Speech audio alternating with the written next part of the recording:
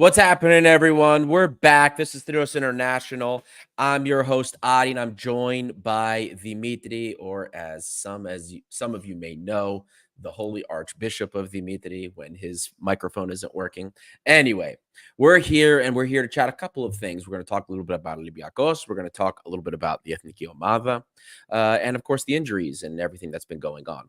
But before we do, ladies and gentlemen, actually, Dimitri, how are you doing, buddy? I'm good, thank you. I'm checking on you. No, I'm very good, thank you. Just got back from holiday in very good mood, very refreshed and happy. So yeah, excited. You better be. You were partying in Ibiza. I was.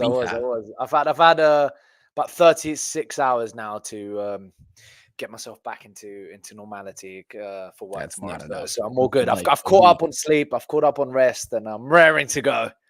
There you go. You need a week to detox from that. That's yeah, you need a lot more than a couple of days, but you take what you're given. It could be a lot worse. I could be going into work straight afterwards, so it's better than that. Exactly. I went to Magaluf years ago, and oh man, I needed a week to detox. Like, I'm pretty sure my blood was alcohol. Yeah, exactly. That's the thing. That's the thing. First thing I did when I got back late Friday night. First thing I did Saturday morning was go for a really hard gym session. I was like, I need to sweat out all the stuff that I've been putting into my body. Half of what's going through your veins is probably still alcohol. But anyway, we'll talk about getting on to the Olympiacos things now that we talked about Dimitri's holiday, which we're all jealous of. Don't forget, if you are tuning in, don't forget to like and subscribe. If this is your first time tuning into the channel and you like what you hear, consider following us, subscribing, and getting updates for the latest content. Every engagement, guys, helps us find more red and white fans. Literally, we get new followers every single day, both on YouTube and on social media. So follow us, engage with us, talk to us. We love it. We love having your support. And if you want to support us a little bit more than just liking, subscribing, and following us on YouTube, you can join us on Patreon. You can join the WhatsApp group for $1 a month. We share a lot of information we don't share on social media. A lot of great conversation. Doesn't matter where you are, sun's rising, sun's setting, there is always somebody in the Patreon group ready to engage.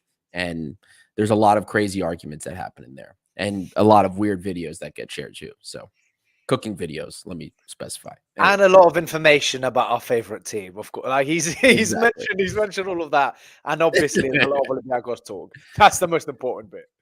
So consider joining us there. There's also extra episodes, extra content you get. We have an interview coming up.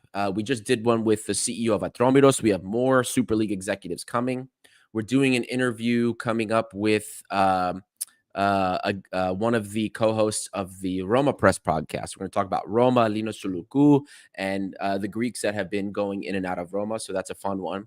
And then we're going to be doing another one with another athletic journalist. I believe it's James Pierce for Liverpool, the athletic journalist. So we're going to be having a chat with him. That's for the future as well. So check it out. A lot of great content coming up. And before we start talking about Olympiacos FC and other things related to football, Dimitri, there was a really important celebration, a really important friendly that happened for a very important basketball player. Do you want to tell us a little bit about it? Yeah, so a couple of days ago was Printezis' his testimonial and his jersey retirement ceremony where Seth was filled out by 12,000 fans. There was big names in attendance, and Olympiacos played a friendly game against Maccabi Tel Aviv as part of the celebration for everything that Printezis did for the club. I mean, this is a guy that is Olympiacos through and through. He's one of us, and I'm not just saying that. There's a lot of players that have passed through the club, both football, basketball, all sport, all departments of the club, that have given their hearts and soul for the club, but not necessarily having been an Olympiacos fan. Printezis, it has been a Gavros his entire life. He joined the club when he was 15, if I'm not mistaken, in what was it, the 2000, and he has played 16, 17 seasons for us. He had maybe more. He had an in-between little shift with Malaga, but then he came back and was better than ever. And we all know what he offered the club. At some point, he was the best power forward in Europe. both for Olympiacos and for the Greek national team. And obviously his Petachtari shot, like his hook floater shot that he basically created, and well, he made famous, gave us a EuroLeague title, didn't they? In 2012, that miraculous comeback with Spanoulis' drive and dish out to Printezis. I mean, it's in our memories forever and ever. And this man, as I said, he was a Gavro through and through. He always gave it his all, and you could see it on his face what it meant to him. Like he was crying, but he was so emotional, so touched with everything, and everyone who was there, and the ceremony and the presentation that they did, and the party that they had. Well, the drinks reception sort of thing that they had the night before, where all the current players were there and some of the big ex-players were there. It was just a very moving ceremony that we'd only ever done once before. It was for Spanoulis a couple of years ago, which is crazy. We've only had 2 jersey numbers retired, but also goes to show how important these 2 players are and how huge they are for the history of Olympiacos. They were there at the same time, captain and co-captain, vice captain, and it was amazing. And in a surprise to all of us, Printezis said he was going to play a few minutes in the second half. He suits up, right? He gets in the jersey. My man still has it, and he plays a few minutes, and then he dances around the paint. And he scores the winning shot. Like it was as if it was out of a fairy tale. I don't know if Maccabi players were playing defense. I don't know what was going on, but he went one way, he went the other way, turned around, hit the Petachtari, it drops, and then Maccabi missed the final offense, and he won the game, which is insane. But yeah, I mean every Olympiacos loves Printezis, and he has not just the love and respect of all of us, but even the respect of other teams as well. Like even Giannakopoulos, Panathinaikos' owner, who is arguably one of the biggest haters Olympiacos has ever had in their history, took his cap off and basically saluted Printezis and all that he's had to give, calling him a gentleman, if I'm not mistaken. So this is a man who's a player who's respected not just amongst Olympiacos, but the whole of Greece and the whole of Europe. And it was a very beautiful evening. I'm very jealous that to everyone that got to attend, and I didn't. It must have been quite an experience. So very glad we got to do that. And in a few years, Papa Nicolau is going to be the next. I'm pretty sure. I could see that happening. So yeah, I'm very glad that Olympiacos started to do this and honor our basketball team legends. And it's a shame we didn't do that before, because there are some big names that I'm thinking should have been honored in that way. But I'm glad that finally it's happening, and I'm looking forward to seeing it happen more, because I love that. That's something that basketball does. Football doesn't really do that as much, but basketball, especially in the NBA, they do that. And now I'm really glad we're seeing that happen over here with us as well. So yeah, it's actually a big thing across like American or North American sports. I'll say NHL does that, basketball does that, American football does that. They actually even football does that. Like MLS, they retired Panagulias. He's in the Hall of Fame, the United States Soccer Federation Hall of Fame. So it was it was really cool. I mean, all the VIPs that were there, it was actually really cool that people thought to tag us in some videos. A Greek MP tagged us in a video, which I thought was like, okay, cool. So anyway, it was really cool. You guys know I'm not a big basketball guy. Like I really just started watching games in the last year and a half. So, but I thought it was really cool, and I love that that's done. I love that they did that for him. This is the thing, Ari. I don't think you have to be a basketball fan or a fan of sports in general. If you're someone from Piraeus or an Olympiacos, not supporter, but like someone who is Olympiacos, even if they don't necessarily watch. Like for example, my mom, who's from Piraeus, but like, right, it's Olympiacos because of Olympiacos. Everyone's heard of Printezis. Like, do you know what I mean? He's just one of those people. It's just like everyone had heard of Spanoulis. These are like names that are sort of attached to Olympiacos one way or another because of what they've given to the club. So this is why I think it was such a beautiful ceremony that even people that don't necessarily watch basketball might have tuned into that even for a couple of minutes, and they're just gone, fuck yeah, this is what this club is all about. And it's amazing to honor people in that way. I love it. Big fan. I hope they carry on and do more. You and me both. I thought it was cool. and great career for him. Even for somebody like me that doesn't know basketball, I know all about him, and it's fantastic. And glad that I got to witness it for at least his last season, because that was like really when I started first watching. So it's really cool, and yeah, I hope they also continue that as well.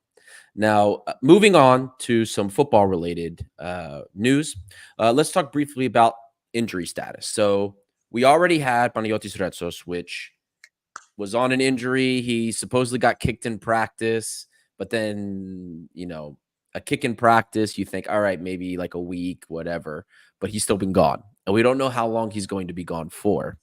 So that begs the question is, what type of hit in practice did he get? Then we have Masouras. The Masouras injury is not serious. He felt discomfort before the day before the match against Finland, and it looks like he has a groin pull. In Greek, it directly translates to like adductor contusion, but we would say groin pull or an adductor pull, which is the inside of like your thigh, like the outside's the hamstring, the inside's the adductor. So that's what he pulled, and I've done that multiple times in my life. It's 2 to 4 week recovery time, so this is normal. 20 days was what Foston Sport said, and maybe they'll try to push it so that he can be ready for the Lyon game. We'll see if he's available or not. But, early on in the season, 23-man roster plus the youth, and starting center back is out. Masouras isn't a starter, but, a rotation piece for the wing, which is a position people were very worried about in terms of our depth. So maybe Papacanelos is going to see the bench for a couple of games. Maybe he gets an opportunity as a sub for a game or two here. We'll see. Because we do have, before the Lyon game, we have 2 games. We have a match coming up. I think the first one's Panetolikos. It is Panetolikos. And then the second match is Aris, if I'm remembering the schedule correctly. I'm 100% certain Panetolikos is the first one. I am fairly Aris certain is the second one. Aris, yeah. I was going to say I'm fairly certain, but I make the schedule on Instagram, so like I should remember this. But this is the thing. I keep seeing it pop up in our graphics and stuff, that like in our chats and pop up. So I'm like seeing, but it was a double yellow that was confusing me. Like Panetolikos and Aris both have yellow. Right. So I was like, oh, am I deceiving myself in thinking? Right. And Panetolikos, I believe, is home, and then Aris is away. Yes. If I'm not mistaken. So we've got 2 home games. He clearly will be rested in those. Maybe Papacanelos gets a call up. Probably. I doubt he'll play. If anyone's getting time in those games, it's going to be Mouzakitis. But anyway, that's besides the point. So we do have a couple of injuries. One is not serious. One is, we're kind of wondering what's going on here. Retsos, it was a miracle in retrospect that he was healthy as long as he was last season. Maybe things kind of go back to normal and he's injured a little bit more often. We'll see. Like, I'm not going to panic yet. I'm going to wait and see, but I don't like that we haven't really heard what is the actual problem. It makes me think it's something more serious, and that would be a huge shame, considering the rebound this guy made from being injured basically his entire career since he left us the first time at 18 years old. That would be a really bad, terrible, sad story if that's the case. But anyway, Ari, my feelings about Retsos are exactly the same as yours. The issue I have is the lack of communication coming from the club on this. On top of that, his past injury record, the fact that last year he was pretty much healthy, and that was his best season. So having that secrecy, coupled with the fact that this is an injury-prone player, kind of has me a little bit wary of what we're going to get. Like, why are we not being told that it's a week or a month or 2 months or whatever? And I'm worried it might be more serious than that. I'm going to give it a few more days / week or so before I really start to panic and go, okay, this might actually be quite serious. Regarding Masouras, you sort of touched upon it, that he's not a starter.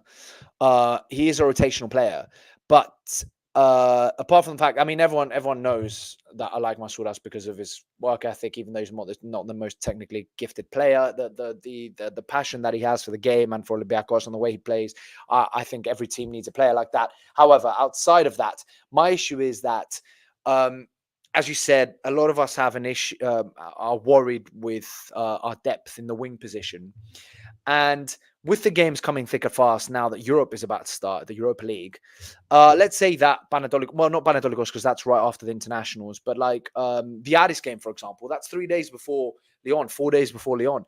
I would have liked to have seen Masouras, who is not the starter, start that game, for example, because if you can't beat Addis with Masouras in the team, then there's a problem. Like he's a much better player than what Addis have. So I would have started him, for example, and given Velde or Martins either or a rest, depending on the situation. With him out, will he trust the young guns to take those minutes? Will he start them and rest Velde and Martins for the European game? That is my problem. That is my issue. Whereas if Masouras was fit, I reckon he'd start him, rest the other two, bring them on with 20, 30 minutes so that they're still fresh and they've got game time, but they haven't played like 60, 70 minutes and they're tired for Thursday. Will he do that with the kids, though? That's what my worry is, because they're still kids. Like, obviously, he will give them minutes here and there, but will he start them? So that's the annoying thing with Masouras gone. Like, even if he makes the Lyon game, it's the 2 games before that he could have helped out by taking some of the minutes from the starters, and the game right after as well, because that's like 3 days after the Lyon game, right? So yeah, that's my issue. We need with a season like this, teams that are in Europe, Champions League, Europa League, because of the extra games, they need to stay injury free. It's just it's a problem otherwise. In every position, you're fucked. The minute you lose 1 or 2 players, it's done. Like, it could be so problematic because you have other players playing every single minute. So yeah, that's where I'm at with the whole Masouras thing. Yeah, I think now there was a question about the league schedule, and from Vagelis Roussis asking about any games getting pushed back, and right now nothing's getting changed so far. But that, you know how the Greek league is, guys. Don't be, they were very proactive in getting the schedule and everything done this year so far. But if anything gets scheduled or happens and postponed, it'll probably be done at the last minute, like it usually is. As far as the Papacanelos Masouras injury and how that'll impact him, clearly, as you can see from the chat, there's people that are like, "Oh, play Papacanelos." Sunji had said, he has to start against Panetolikos.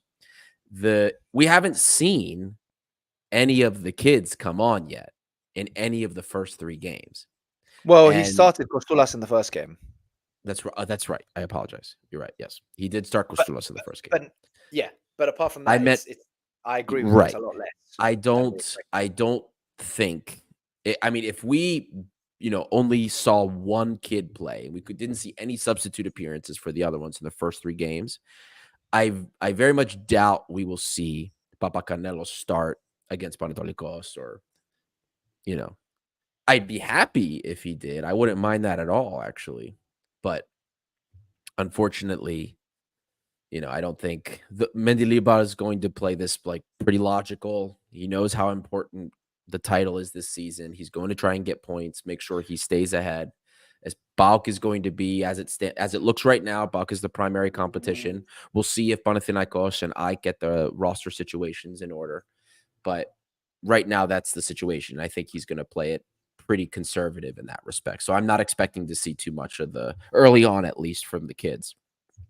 Now, it might force his hand depending how things go. As the fixtures get more congested, he'll probably be required to start rotating more with the kids because, like I said, we only have a 23-man roster, down to 21 for the next 20 days or 18 days, I guess. So we'll see how that goes. But, I think all of these opportunities, right? Any one of these injuries where something like this happens, it's always an opportunity for somebody else to step up. In the absence of Retsos, Pirola has looked pretty good. Even before David Carmo came in, Lorenzo Pirola has looked pretty good for us so far.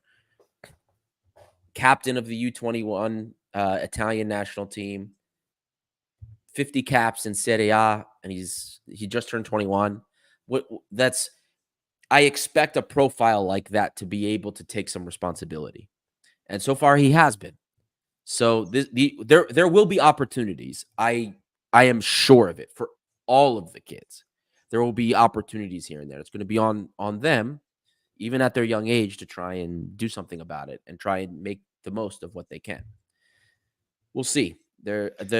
As far as the depth, though, I'm going to be honest with you. Like, if you really go back, and I know Lambro touched on this last year, if you go back to the spring, we only had 3 wingers.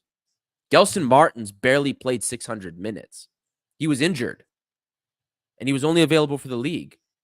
And then we had Cabral. Like, forget about that guy. What a joke. We had 3 wingers to rely on. I remember every one of those European matches where you're sitting here like, oh, man, Podence and Fortunis are dead. We need a sub. Oh, shoot. Who's the sub? It's Masuras.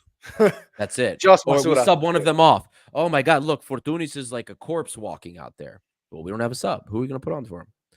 That was disaster. I'm less worried about a 4-man plus 1 academy kid deep winger roster here. We'll see how that goes, though. But like I said, I'm less worried about that position than I was at the end of last year. GS comments on that. That's why we finished 3rd in the league. No, we finished 3rd in the league for a lot of reasons. It wasn't just that we only had 3 wingers. But we won the Conference League with 3 winners, so right, exactly. I mean, so the thing with me and these things is, this is why I always believe we need to play the kids, is because this isn't the Premier League, right? The Super League has the Greek Super League has a huge gulf between the top 4 / maybe 5 teams, if you include Dari, and then the rest. There's a big gulf in quality, right? If you have 1 kid playing with 10 starters or A/B team players, like your main players, surely you can still beat teams like Panetolikos. Like, if we put a kid on one of the wings, surely we have enough quality, even if he doesn't have a good game necessarily, where we can beat teams like this. Right. That is, I think, yeah. That is my thing. Like, surely Mendilibar goes, yeah, I'll take that risk because I trust the other 10 players to get the job done. That's my thinking. I'm with you. Look, I'm with you. And like I said, like, I've been an advocate for the kids the whole time. I'm actually surprised that they're all still sticking with the first team. I thought for sure somebody might be getting a loan. I thought for sure somebody was going to be maybe demoted, but they're all on the European list and list B. They're all still with the team, the first team. So I don't mind that. Except Papa Canelos. Papa Canelos has been playing U19 matches. He played against Lamia, which he had an assist, by the way. Anyway, so but that's the situation at least for the injuries. So we'll see what happens. We still have another week to go with international break. Greece has another game in a couple days. We'll talk about the Greek national team as well. There's a poll up, actually, for the Greek national team asking if you think Greece can win the Nations League group. And it was pretty close, actually. I'll do it for every one of the international breaks to see where people are, because like I find the not the anxiety, but like the attitude around the Greek national team sometimes to be worse than Olympiacos. Like, the amount of negativity after this first game, even though we won 3-0, like it made me think of like all these Olympiacos fans that have been just complaining for months and months about transfers and this and that, and acting like the world has ended when we've won two European titles. A lot of the business that was done was smart, and over 2 players, some people have lost their minds and considered this a failure already. The Greek national team, the sentiment around that's like even worse and even more toxic in many respects. It's insane to me. But I don't know how you see it. I think rightly so. Okay, right. I'll pose a question to you. Who are you happier with at this moment in time? The way Olympiacos is and the Olympiacos football team, on the way the Greek national football team is right now? Because despite all the complaints that we hear about Olympiacos, they're still in a much better situation than the Greek national team. And let me explain why. Because you've just come off your most historic season ever by winning the Conference League, right? You might have not kept two of the crucial players from that season, but a lot of the team's still there. And you've made some signings and some players from injuries that have come back. And there's positivity, there's optimism compared to the Greek national team, which has come from arguably one of its biggest disappointments of getting so close to a major tournament and losing to Georgia. No offense to Georgia, they have two world-class players in Karashvili, the Napoli winger, and Mamadashvili, the Valencia goalkeeper, who's just signed for Liverpool. Yes, they have two world-class players and we have zero, but as a team, Greece are clear, right? And they managed to lose. They managed to lose that game. So I completely understand why there's much more negativity around the Greek national team, because they've just come off the biggest disappointment since losing to the Faroe Islands. It's not that we didn't qualify for the Euros, is that we got so fucking close, had arguably the easiest route we could have had to qualify, and fucked it up. That's the problem. Now, it annoys me that we beat Finland 3-0 and people are pretending like it didn't happen. Like we didn't just beat a team that a few years ago. I actually saw Finland beat Greece at Karaiskakis about 9 years ago, 1-0, right? And then I think they've beaten us a couple of times since then as well. They have, yes. We're not playing against fucking Azerbaijan. We're playing against a team that is actually quite okay-ish. I don't think they were in the Euros this year, but they were last time, weren't they? I feel like they were in 2020, right. 2021. I don't think, were they this year as well? No, I don't think they were this year. I don't remember. Because I don't remember Timo Pukki up front for them. So I think that was from 4 years ago. But like they're not necessarily a bad side. Like on paper, if you just looked at the results over the few years, you would have gone, yeah, they beat Greece. They're a better team. So the fact that we won 3-0 is what annoys me. That yes, I'm fully behind the negativity behind the Greek national team, if that makes sense. Like I understand it, I get it. I'm slightly negative about it as well. However, they won 3-0, clean sheet, 3 goals. I don't even remember the last time Greece scored 3 goals outside of that Kazakhstan 5-0 win. Do you know what I mean? Like this is positive stuff. New manager. Let's see how it goes. I mean, we beat Ireland twice in the Euro campaign. That we had, the one that we came third behind France and the Netherlands. I mean, so going into Tuesday's game in Dublin, I'm feeling confident we can do it again. And what that means is you go to the next round of games in October, which have England as one of them, and you're like, shit, okay, why not? Let's see what happens.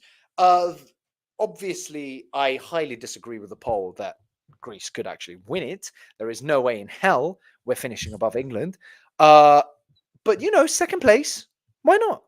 And obviously, if you finish second place, right, I don't know if people know this, and I'm not 100% right, think that I'm right on this. I'm 95% think that I'm right on this. But if your Nations League group, if the first place team then qualifies via the World Cup qualification group that they have, let's say England finish top, which is 99.999% sure that's going to happen. And let's say Greece finish second, and then England win their World Cup qualifying group, which will, again, 99.9% sure that will happen. Greece get their Nations League ticket to play in the qualifiers, but play in the playoffs for the World Cup. So it's not like, oh, we have nothing to play for because England are going to win it. Just don't consider England. They're not. I don't think they're going to drop any points. None of the other 3 teams are even in the same planet, let alone same universe, let alone planet. I don't even know if that makes sense. I just don't think there's any competition. It's between us, Ireland, and Finland. Just completely, don't even think about England. So I think there's a lot to play for, and I think we can do it. But let's see. Yeah, I think so. Here's where I, because I agree with you. Like, I've been very negative on the Greek national team for a very long time. But I think at this current moment that we're talking about, right, there's been a major upheaval in the Hellenic Football Federation, EPO, right? New president. No longer Melissanidis' butt buddy, right? It's Gagatsis, which I know people have issues because he was the former VP of PAOK, but he's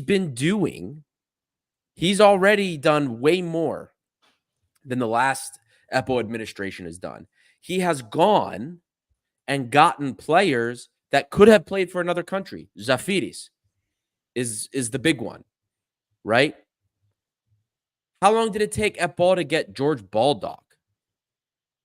It took there were Do you not talks remember about Holebas as well? Like 12 years ago, that was a fucking struggle. Look, Gagatsis, I don't care if he's PAOK. He's doing the job I expect Epo to be doing. He's making arrangements for the schedule for the Greek Super League, like the Greek Cup. Like, he's doing logical things that we should have been doing. There's more that needs to be done. But right now, he's doing a better job. Jovanovic, Jovanovic is coming in. We know the type of coach he is. And when the lineup first came out, don't get me wrong, you see Madalos, you see Bouchalakis, right? You see Hadziovanis, you see Pelkas, and you're sitting here like, what is this, 2021 all over again? Like, what is this? But at the same time, we know the type of coach he is. There's locker room politics he has to consider. He knows that some of these guys probably won't be involved very long, but conservative. You keep the core that's been together, even if they're not as good. But look at all the younger guys he brought, and he actually played. How long did it take Gus Poyet to finally use Gosadelias after calling him up, taking forever, not calling him up ever? You know what I mean? How long did it take Gus Poyet to make changes? And Gus Poyet's done more than in recent past any other national team coach. So Jovanovic is very logical, pragmatic. We have a new administration. It's a fresh start for Greece and the national team. So that's why I think, but everybody expects, and this is the same with Olympiacos too. It's a football fan, a Greek football fan thing in this instance. Yeah, 100%. We expect sweeping changes like that, right? But it's not just a Greek football fan; it's a Greek sports fan, because exactly the same. That's right. Basketball. That's right. I think it might just be a Greek thing. Right, because look at everybody that's upset with, and there's comments, guys. There's comments coming in. We'll go and address them. Don't worry. But there's comments coming in. I've seen them on social media about like the business being done this summer, and like the lack of players, and everybody keeps missing the point of the way the business has been done for years. Since the decline of Pedro Martins, business has been done a terrible way, and we completely redid how that was done. Yeah, there were last minute signings. Maybe some things were left too late. That's a debate that we can have as well. But the way things are done and the way these changes had to be made takes time. Last summer for Olympiacos, we talked about the fact that with Cordon and all the players we had to sell and move out, that this was a multi-year project to clean up the mess that was made. It's the same thing with the Greek national team. Jovanovic can't just wholesale clean out and say, all right, all of you F off. I'm bringing just a bunch of young guys. He could do that, but there's going to be growing pains. And Greek fans have no patience for that. We've seen that. Everybody was complaining about academy kids. We want to see them play. Now we have 5 of them in the first team, and everyone's worrying about them playing. We want more signings and less time for the kids to play in every respect. It's I don't know what people expect. And I don't know what they expected with Jovanovic. And again, I'm saying this as somebody that saw the lineup and was like, oh God, here we go. But he started it. It started stale. Maybe the first goal was a gift from the goalkeeper. Thank you, sir. Maybe the second goal you could say was a gift too. Thank you. But in the second half, he made the changes we would have won. Poyet wouldn't have made those changes. Gosadelias came in, things changed. And I believe Jovanovic sees that, and he probably makes a change or two against Ireland. He's not going to make wholesale changes right off the bat. That was never the type of guy he was. And And if you were looking for us to be playing like offensive high press tiki taka under Jovanovic, I don't know what the hell you expected. But guess what he did bring back? He brought back the defense first, stable core. 0 shots on target from Finland.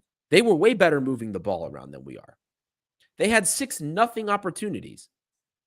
Our center backs, Mavropanou, Kouliarakis, they cleaned a lot of stuff up. We were compact. Midfield had some issues, especially in the beginning, but that's Greece. We won a Euro Cup playing like that. Our best times in qualification, even under Fernando Santos, defense first. Bro, Fernando Santos was the most defensive. It was fully. Right. It like I'm sorry to say, guys, and maybe this will change with the new generation, but we don't have the identity for that. We don't have the identity for this full court offense. Van Schip tried it, and then it turned into something terrible when he realized it wasn't sustainable. You know, I don't know what Gus Poyet was going for. That seemed to start off well, and then he just couldn't change. He had no plan B. Gus Poyet, things went bad. He just sat there frozen. Worse than Van Schip in that respect. But I think Jovanovic, we are more suited to a pragmatic style. Until we see what comes up of the new generation, the Muzakitis, the Papacaneloses, right? The golden generation that's coming out of Olympiacos and some of these other young guys that we see, Zafiris, Cosadelias for PAOK, right? We have to see what comes of these guys because right now, this generation and this gap we're trying to bridge, they cannot do it. So you need something more pragmatic. So Garetsas, thank you. I completely also blanked on Garetsas. So like these guys that are coming up young, that could change. But right now, with what's available to Jovanovic right now in this current international break, it's not going to happen.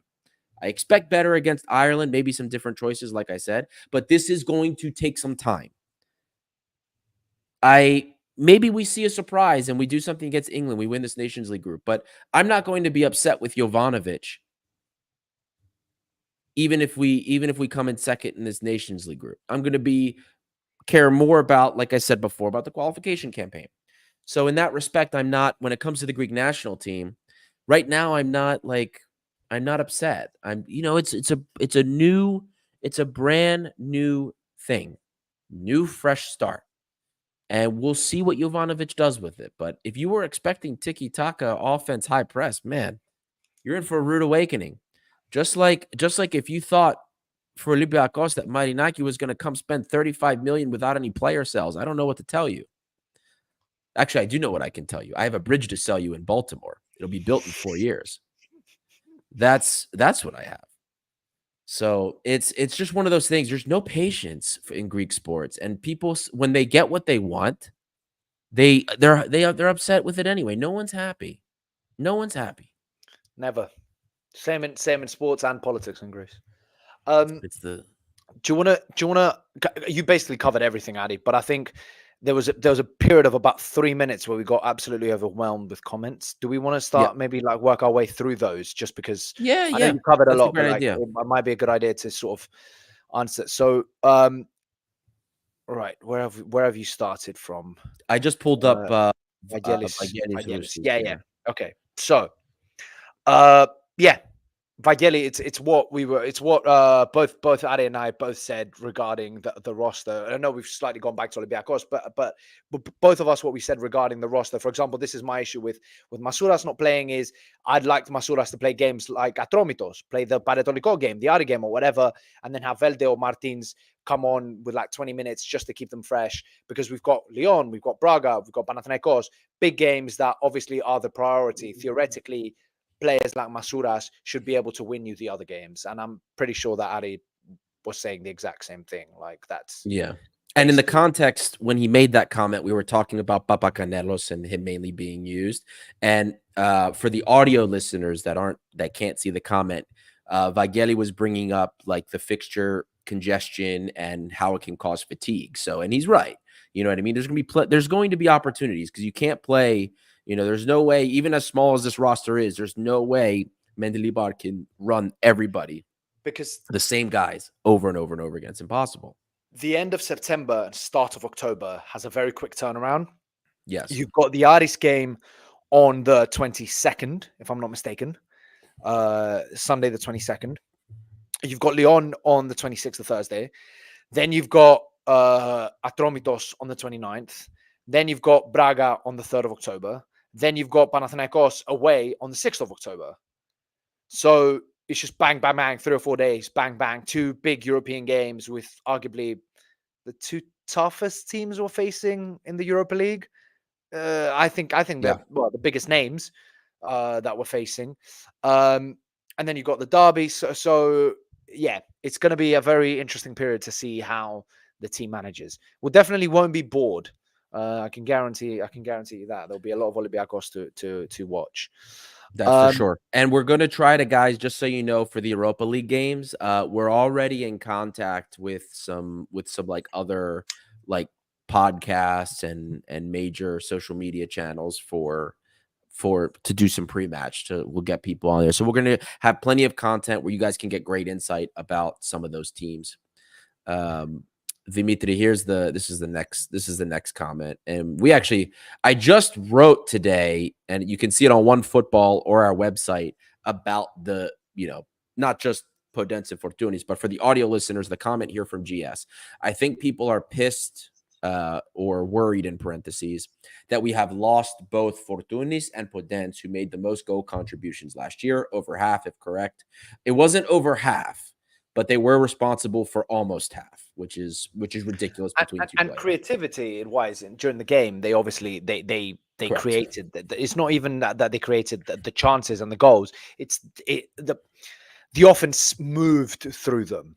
They were, the Messi's, if you'd like, the people that have to, like, the main pivots. Without them touching the ball, chances weren't created.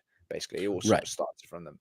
And I agree. Is this Gerasimos who's making these comments? No, he's Jerry Asimos. You'll see his. I see a G and an S, and I was just thinking, is this Gerasimos? But I'll put it this way, guys, because here's how, and because everybody focuses on these two players, and losing them sucked, as well as Horta, but everyone has forgotten very short-term memories about what the situation was like, not just when we started the season last year, but how we ended the season last year.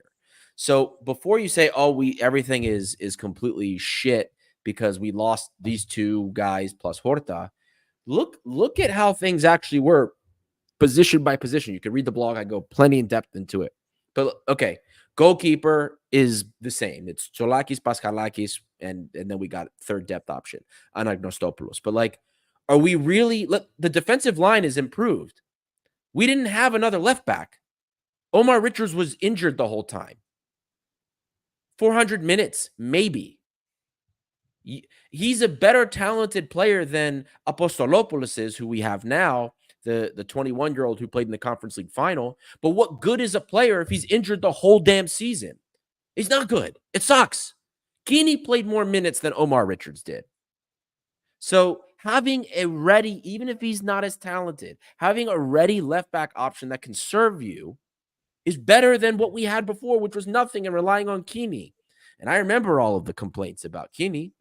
Center back, you can't tell me that we didn't upgrade either. Guys, here's the list of center backs we had at the start and finish last year. For some of you with very short memories, and Dimitri, if you forgot anybody, you let me know.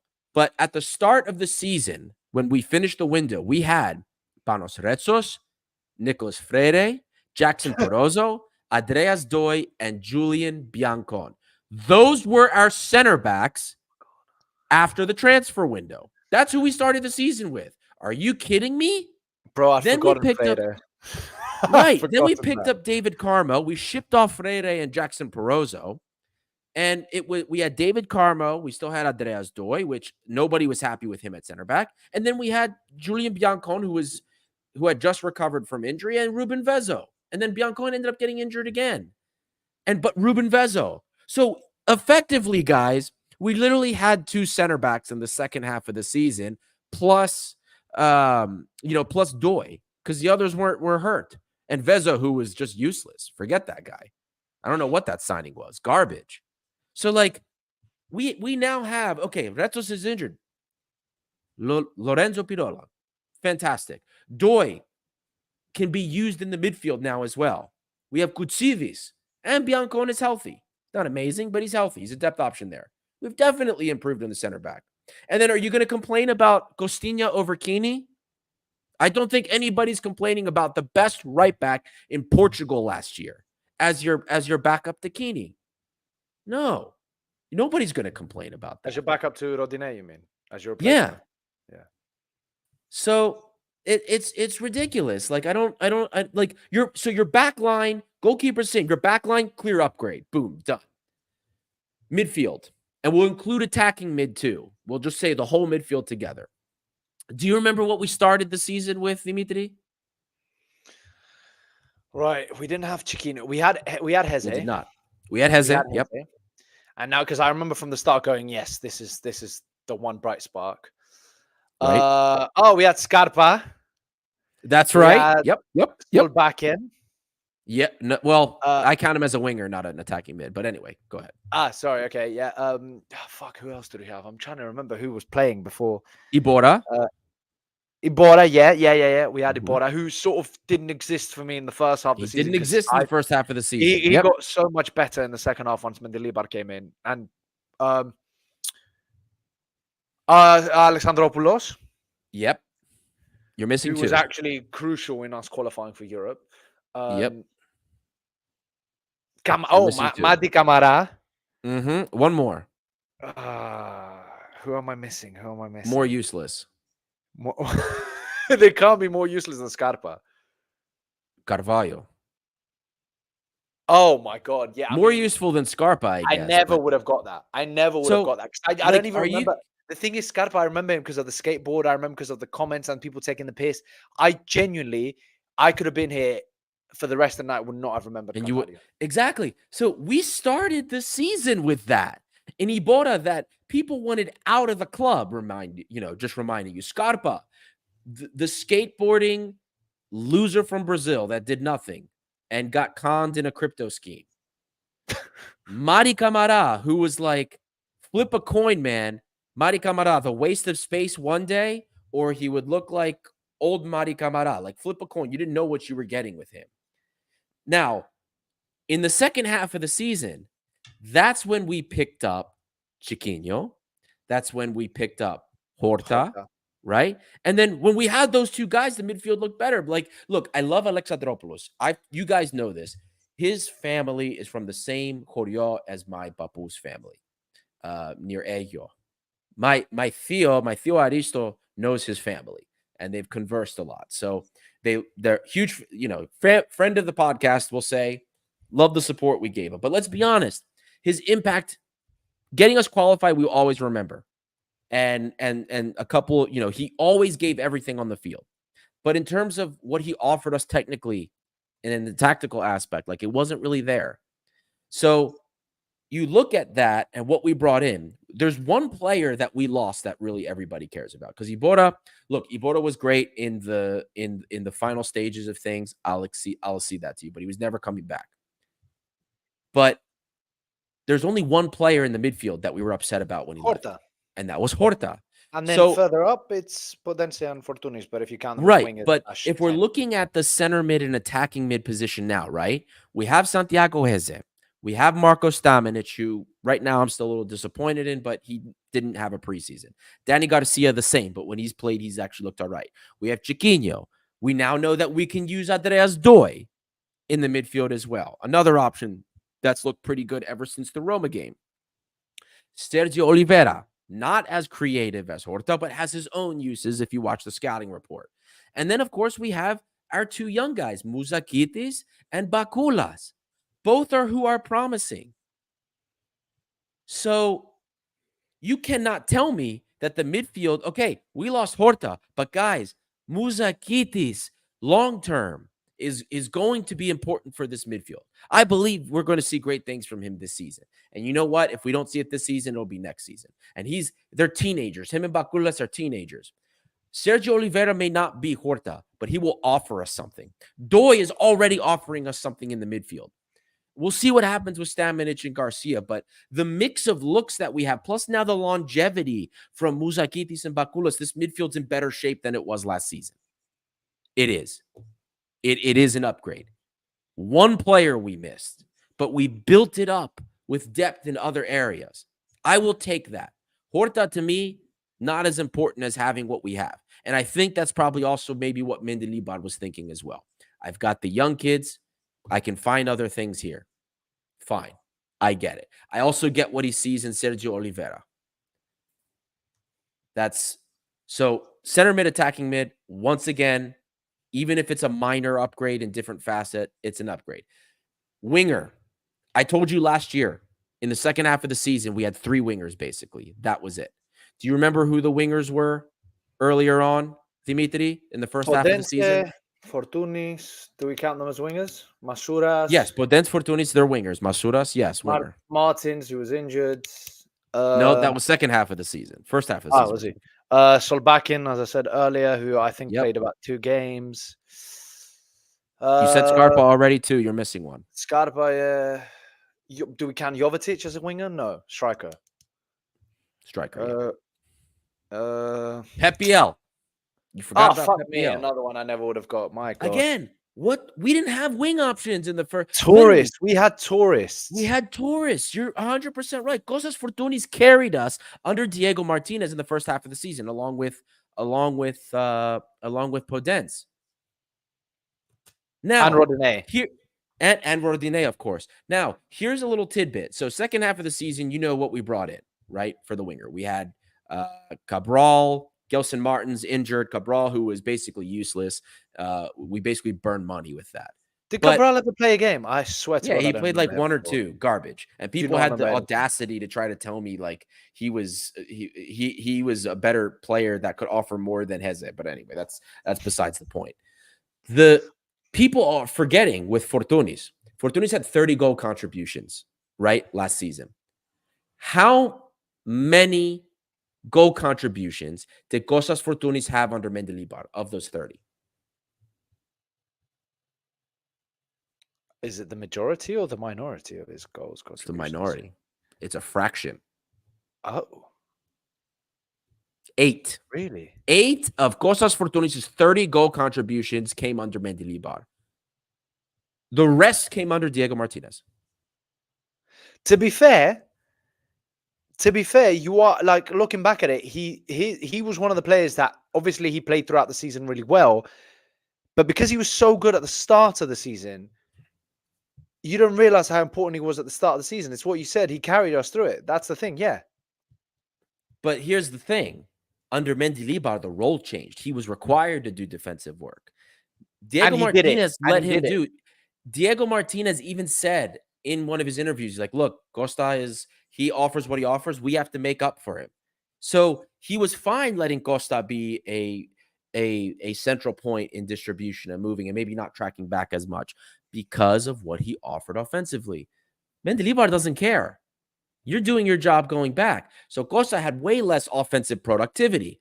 So if you're sitting here and you believe that Cosas Fortunis will have the same productivity that he did this past season under Mendilibar, you're probably wrong. I'm going to tell you that right now, because otherwise his production would have been way better than it was in the second half of the season, and it wasn't. Podence blew up under Mendilibar. So that's the situation there. Now, again, they're both super creative, right? We know that. They did what they did, even if we're leaving the coaching part out of it. You lost those 2. You replaced them with Willian, with Velde. You have Gelson Martins available in all competitions and Masuras. Maybe they're not as creative as Podence and Costa, but we have way more looks now than we did before. Velde, about as straightforward of a winger as you get. Gelson Martins, he's 3 goals in the first 3 matches, Dimitri. He's already on pace to outdo what Podence did, as long as he stays healthy. Now, very early to say, it's only been 3 games, but right now he's on pace to outdo Podence. He's insane. If he stays healthy, Gelson Martins will be amazing if he stays healthy. Also, isn't Podence injured? I swear I read that on X today. Blaze, he's in the Camel League right now. And then there's some Greek slang for anyone who doesn't speak Greek. So Blaze Pomaster has said, Printezis in the Camel League right now with all the kapi. Kapi means old people, like pensioners, like old people in an old people home. So he's basically saying he's playing with the camel with in the Camel League with all the retired people who are in a nursing home. So yeah. But so I won't say the winger position is an upgrade, right? Because I do agree with the creativity part.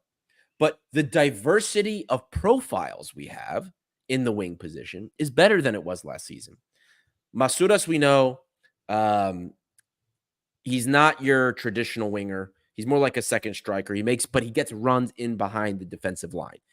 Different from the other players that we have. Valdez, more out and out. Gelson Martins is a mix. He's more complete, more balanced of a player. Now you have Willian, and we all know what Willian can do. Even at 36 years old, we watched it for Fulham. We have a mix of profiles now that we did not have last year, which is important. And then the striker position, look, Jovetic was another non-existent person in the first half of the season. He had value, but he didn't play the last few matches of the season for us, if you remember. Well, he had value that we discovered tail end of the season. Right. No, he did. He played in the final knockouts, but then the last few matches of the season, he was on the bench. Yeah, but he was coming off the bench, I should say. Yeah, but he was playing. He was coming. He was a crucial sub that was coming on. Right. Yeah. But the problem with Jovetic again was very, very, very niche. And he had to be used the right way, like Mendilibar was using him, not like Diego Martinez. Yaremchuk already, guys, 35 minutes, and he scored his first official goal. He's only played 35 minutes. We're fine. Yaremchuk, we have Babis Kostulas, who I'd rather have than a random foreigner that is overpaid and maybe hasn't played football in a while. And then we have Ayub El-Kabi. People were complaining about because oh, he's not scoring. It's been 3 games this season. 3rd game of the season, 2 goals and an assist. That was really important to secure him. This team overall is better off than it was last year, even though Fortunis and Podence are missing. I will actually say Podence is missing more than Fortunis. If we're just talking about Mendilibar, because Costa's production under Mendilibar was less. We're really missing Podence, but I think the diversity of profiles, we're not going to see 2 players do what Podence and Costa did collectively. I doubt that. But what we will see is the collective, I believe, getting the volume that we're missing. I really do believe that because there's much more that can be offered. But we'll see, guys. The pitch is the final determinant of that. I fully agree. On all of that. Surprised with the Fortuny stats. I didn't know that. That his productivity dropped so much under Mendilibar, but because he looked so important in other aspects, just getting him defending was insane, right. And he did that really well. So yeah, it's I fully agree with what you've said there, and I think it's the same with El-Kabi. Guys, you can't expect the man to score 30 goals again. If he gets anything over 20, you should be happy. It's not normal. What happened last year was not normal. Mohamed Salah, first season at Liverpool, 44 goals. No one's expecting that man to score 40 plus again. No. That was Costa's best season for us, man. That was his best season for us, period. Yeah. And now he's also in the Camel League with old people. So him and Podence can go camel riding together. Look, it doesn't catch him in a nursing home playing checkers. I want to make sure because people got upset with me for telling it like it was with Podence and the social media aspect of before he left. I don't want anybody to think we're demonizing the players because what they did for us last season is it's in history. It will be forever there. We will always remember that. And if either one wants to come back, I gladly have either one of them back. So I just want to make sure that's clear before people start getting upset with me again. about Podence or Costas Fortunis in respect to what we said.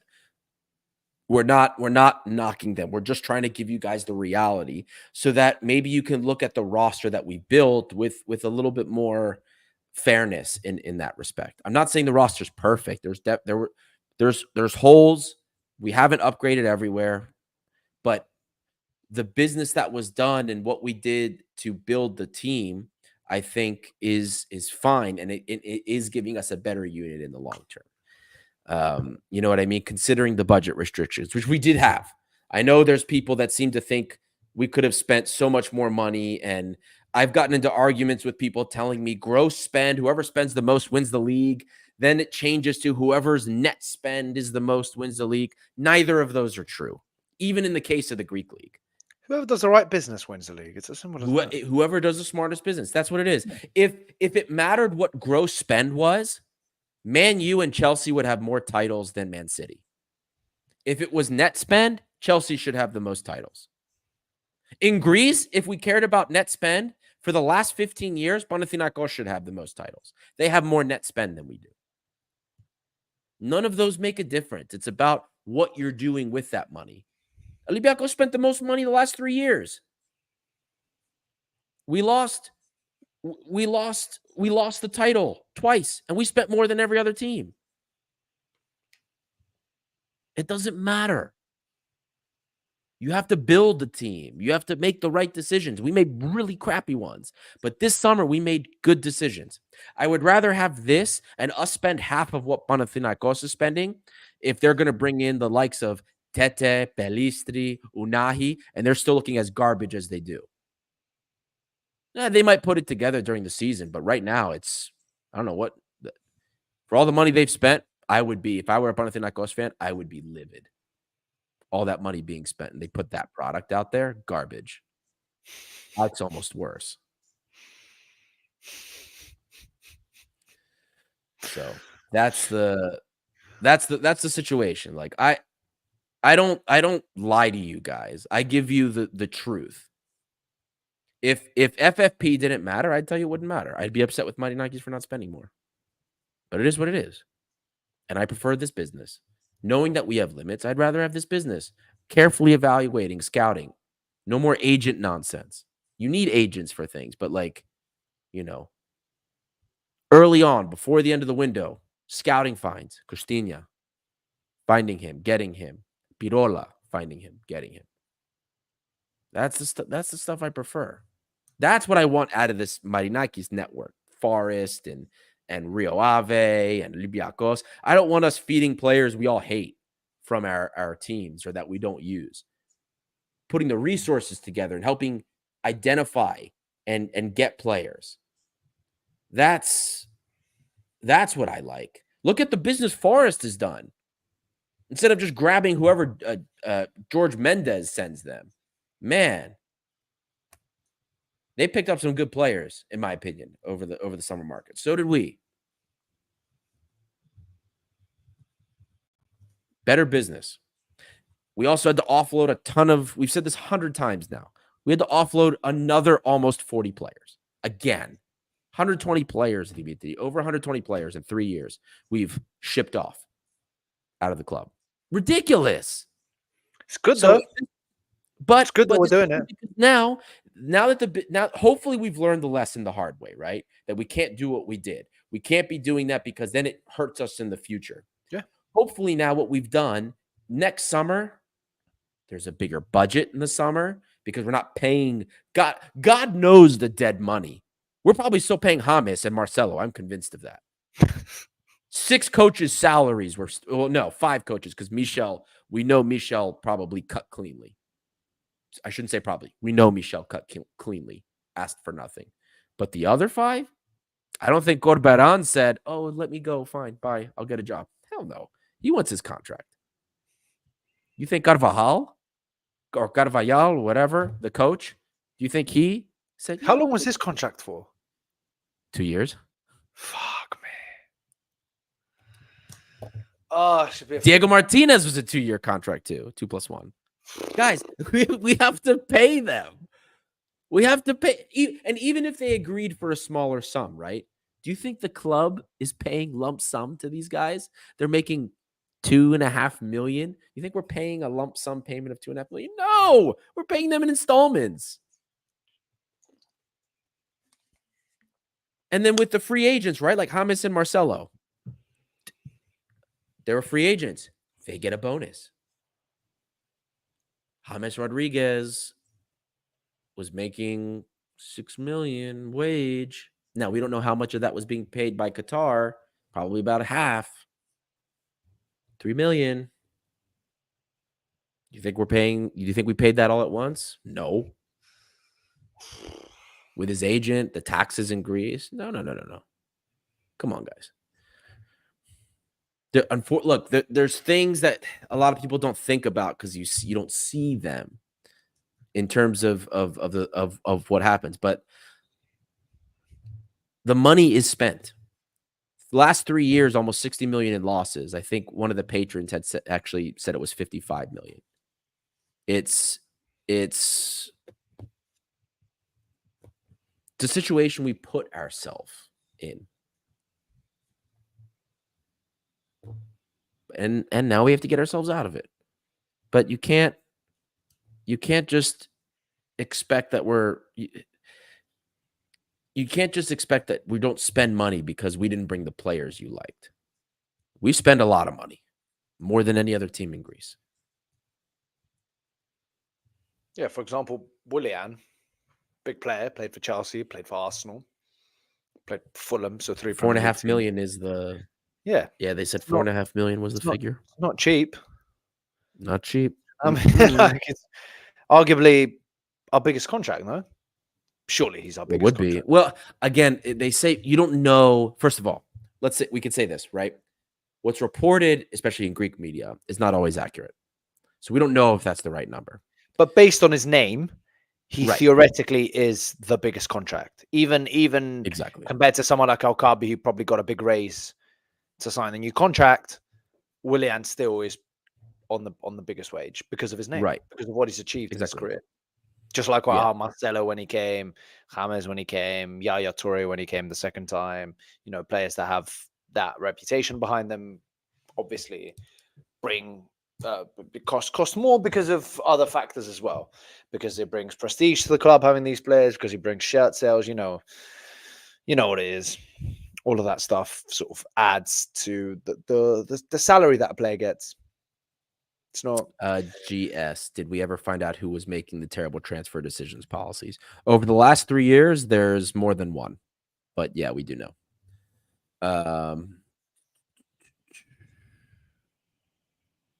We're over an hour. Oh, you know what, Dimitri? We forgot to do our check-in, of course. Guys, we're over an hour in here. And I should have done this more than once. But don't forget, if you are in, don't forget to like and subscribe. We have, I swear, it's every time. We have, hundreds of people have passed through the show, but there's only 31 likes. Come on, help us out here. Take a quick second. It costs you nothing. Means everything to us. Plus, we're going to get ready and close up soon anyway. It's really not hard, guys. Just press that button. Follow us if you don't. It's another easy one. Again, doesn't cost Exactly. We won't spam you with things you don't like. We'll only spam you with Olympiacos stuff. So trust me, you'll like it. And don't forget Patreon as well. You want to find out some of that information you guys have been asking, we can share that in there. But some of that stuff we can't share publicly, unfortunately. Anyway. What do we have left, Daddy? Have we got? I'm looking at the questions. I think. I mean, this. Yeah, this isn't going to happen. Come on, man. Why do you say that? All right, Sunji, because I was watching the last live show and I saw Sunji's comments. Maybe not. I don't know. I don't know if Sunji's actually negative. But I mean, they're not even like. Come on, they're not scoring 5 past us unless something must go really, really, really wrong for that to happen. This isn't the Lyon side of the past where they they're a disaster over there too. It's really bad over there. They've been better. They've been fixing themselves compared to what it was, I'd say, about a year or two ago, where they were fighting with relegation. They are getting better. They're recovering, but they're still not. They're not going to put 5 past us. I mean, no, losing would be a tough result for us. But I don't think there's any way they're scoring more than a couple. Like, it wouldn't. Yeah, like they're definitely favorites. I'm not telling you they're not favorites, but like 5-0, man. I would be upset if we lost 5-0. I would be upset if we lost 3-0 to them. I think it'll be tighter than that. Because, like, dude, it's a disaster scenario over there. Behind the scenes, they brought in players. They need money. They're in a lot of trouble, and all that chaos has an impact on the locker room. If you don't know if your club is going to be around soon, you're wondering about your next paycheck. You're wondering as a player, like, what you're going to do. So it's a mess. They're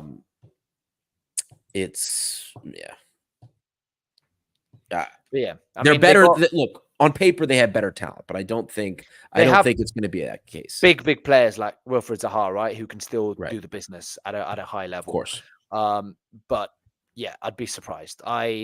They're like, if you look back at 5-0, who did we lose 5-0 to? Freiburg. I think Freiburg would do a job over Lyon. A mid-table German team would do a job over any of the French teams apart from PSG, in my opinion. Right. Just because of the way that German football plays and the teams and the way their system is. So yeah, don't think we'd lose 5-0 to them. Yeah. From Yanni Spinos, didn't a journalist from The Athletic say that Willian's contract will be 100K pounds per week? He did. And while some people estimated that at 5 million, remember by the time he signed, contract can get cut June 30th, right? If we don't renew, that's 42 weeks from now. 43 weeks, 42 weeks, whatever. That's 4.2 million. So that's 4.2 million, right? And we lose Europe, maybe. There's probably clauses to cut the contract early. You don't pay him as much. But as of right now, it would be about 4.5 million from the time he signed. 100K pounds per week. It's not a lot of money for a Greek. It's 100K euro. 100K euros, not 100 pounds. Oh, okay, because the comment says 100K pounds, but even still, 80K euros, 100K euros, what, like 80K pounds? That's a lot, man. That's like Luis Diaz at Liverpool isn't on that amount of money. Yeah, but also don't forget too, when they report in Britain, they report gross. Yeah, but Greece Greece reports net. Oh, really? Mm-hmm. Okay, I didn't know that. I always assumed it was gross. I always assumed it was net before tax. They report net because they report. I don't know why that is, but they do. That's why, like, when we have the discussions about how much money is spent, like, you know, especially when it comes to FFP, like, all right, we offered Kostas Fortounis, you know, let's say you offered him 1.8 million. That's net. That means the club is still paying like 3.5 million, 3 million, whatever. Taxes are at that class are 40% in Greece, right? So that's the thing, man. It's like, you know, people forget that. So anyway, it's one of those situations. But look, we know Mendilibar's system works against better teams. We saw it happen in the Conference League. I believe we should see some similar success. Is it going to be like us cleaning through people? No, but I think we're going to compete. You know what I mean? Lyon's the favorite, but I think we'll give them a run for their money. And that's what I want. It's the same with what this comment here, Blaze Permaster saying that opinions about the Porto match, he's slightly uncomfortable, or she. Of course, man. Obviously, yeah, of course. Porto are the favorite, just like with Braga. Braga are the favorite. These are big teams. These are teams competing in top European leagues. Of course, Lyon's the favorite, of course. But even Porto, it's not going to be a demolition job. At least I hope so. Like, for example, I know earlier people were talking. I know we're going back to Greece and the National League. People earlier saying, "Oh no, we're not going to. We might have a chance with England." There is, in my opinion, 100% more of a chance for Olympiacos to get a result out of Porto or Lyon or Braga than there is of Greece getting one out of England. So yeah, that's where my head's at. I have a lot more faith in Olympiacos. Yeah, look, Sanji's the names that they have are incredible. I'm not going to lie. You think their team is better than Aston Villa was? No. I don't. I don't, not at all. Aston Villa had the second best striker in the Premier League behind Erling Haaland. Okay, yeah, I don't know. I thought Ollie Watkins was probably like the best in the league, given the goals and assists, the total. Yeah, there you go. All contributions, the best in the league, according insane. to Americans who clearly don't watch. No, I'm joking. No, I agree, because Erling Haaland had a bad season last year compared to his standards. It's just that this year he started with about 9 goals in 3 games. No, I agree. Aston Villa are a better team. So, and honestly, guys, like, think about what the goals of the club are this season. Like, Europa League, we all want to do well, but we know what the goal is this year. The GS has it like right there to it. He literally commented the exact same second as you started doing this little segment about the goals. Like, but like reading my mind, like he's right. Like, Europa League is, we all want to do well, but this year the double or the league as at least is. We have not gone 3 years without winning a title since the Petrina Chronia, right? We lost 2017, 18. 2018 and 2019. Yes, 17, 18, and 18, 19. Because Balk won 18, 19, Ike won the summer of 2018, with the one that Ike won was the first one we'd lost. Yeah. And then Balk won the Invincibles the year after. Yeah, exactly. Yeah. So, like, we haven't lost, we haven't gone 3 years without a title. Like, especially in our 100-year season, unacceptable. It's our 100-year season. We don't want to be like Ike, not only not winning the title, but then getting effed in our own stadium for a European final. It's a good thing there's no European final at Karaiskakis. Right, exactly. Can you imagine being Ike right now? Like, you lost the title. You're getting spanked in Europe by Armenians. You're getting spanked in Europe every which way but south. Like, it doesn't matter. And your rivals won the first title and won more European games in your new stadium than you did for such a long time. Like, it's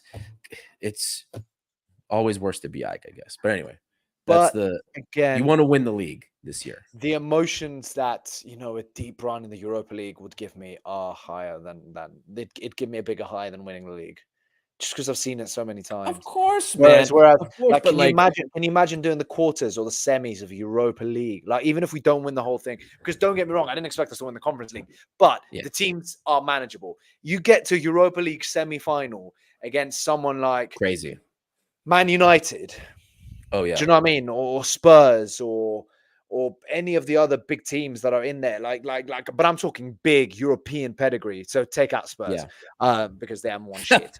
But you know what I mean? Like big teams, and we're there and giving them good games in the semi-finals or the quarterfinals. I'd be like, fuck yeah! Like, I'm proud of this team. So in a way, of course, man. It's I get what you're saying, but you know the reality, man. The reality is I know they're not allowed. They're not allowed not to win the league. The league, maybe league double. That's the priority. But look, I still think. I think we're going to be competitive, and I'm not expecting to beat Lyon. I'm not even expecting to beat Porto, but I am expecting that we give them a fight. Porto, if you remember, under Pedro Martins, we were dominating them in possession, but man, they crushed us on the counter, along with that guy Sergio Oliveira that we signed. But anywho, I think this team has a better shot at beating Porto than that team did at beating Porto. So anyway, guys, we're an hour and 20 minutes here. Dimitri, unless you have anything else you want to add, I think it's about that time. No, excited. I mean, we've got the Greece game is on Tuesday against Ireland, and then Olympiacos is back next weekend against Olympiacos on I want to say the Sunday, the 15th. The 15th. Is that a Sunday? So that's it is a Sunday, right? Yeah, that's Sunday. So yeah, let's see what happens. It's going to be a long week until then. We have to deal with the negativity of the Greek national team, which, as I said before, I'm definitely more on board with. Let's see how that goes, and then we can sort of go back to Olympiacos. But yeah, I mean, we'll chat next Sunday probably after the game. But I'm expecting a win there as well, and 4 from 4. So hopefully that's what happens, and we're all happy next week. Absolutely. Well, guys, thank you all for tuning in. This is Theodlos International, by the fans, for the fans. And we'll see you next Sunday. And who knows, maybe we'll do a space or something after the Greek national team plays Ireland. I don't know. I don't think we've ever done that before, but whatever. You never know.